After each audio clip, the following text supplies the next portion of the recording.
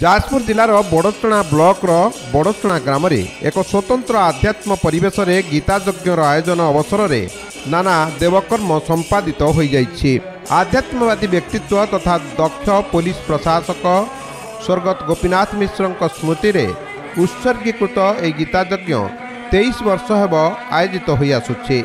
वेदज्ञ ब्राह्मण पंडितंक गीता श्लोकर आहुति प्रदान तथा प्रभातरू चारण गोष्ठीर संपादक उदयनाथ साहूंकर तत्वावधान में विष्णु सहस्रनाम पठन गीता पाठ भागवत और हनुमान चालीसा पाठ रे उत्सवस्थली मधुमय हो उठिथिला।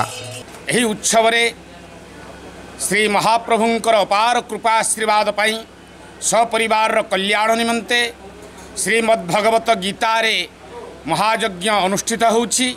मंडल पूजा सूर्य पूजा गो पूजा श्री जगन्नाथ चतुर्धामूर्ति पूजा चंडीपाठ आदि अनुष्ठित होइथिबा बेले एही महनीय कार्यक्रम रे आध्यात्मवादी निहार रंजन मिश्र और तांको धर्मपत्नी लक्ष्मीप्रिया पूजा पंडा कर्ता कर्त्री भाव में दायित्व संपादन करथिले। एही उत्सव परिचालन रे गीतांजलि मिश्र चित्तन रंजन मिश्र ज्योतिरंजन मिश्र स्मृति रंजन मिश्र प्रमुख मुख्य भूमिका ग्रहण करथिले।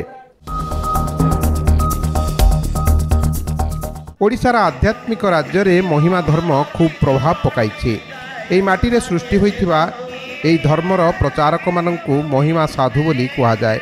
महिमा गोसाई द्वारा प्रतिष्ठित एही महिमा धर्म को नहीं भिन्न भिन्न स्थान रे महिमा मेलार आयोजन लोक समाज रे खूब प्रभाव पकाई थाए।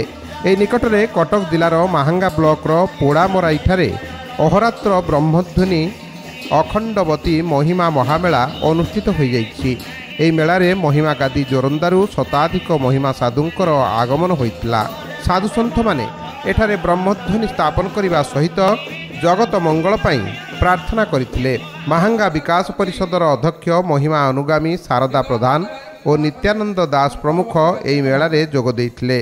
शेषरे महिमा धर्मर अन्यतम प्रवाद पुरुष सन्थ कवि भीमभोईंक रचित स्तुति चिंतामणि ग्रंथर ओडिया हिंदी और इंग्राजी भाषार अनुवादित पुस्तक उन्मोचित होइथिला।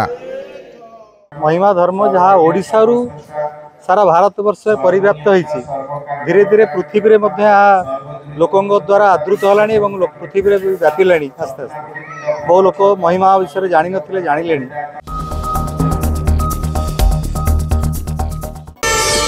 प्रार्थना आम आनंदर उत्सव।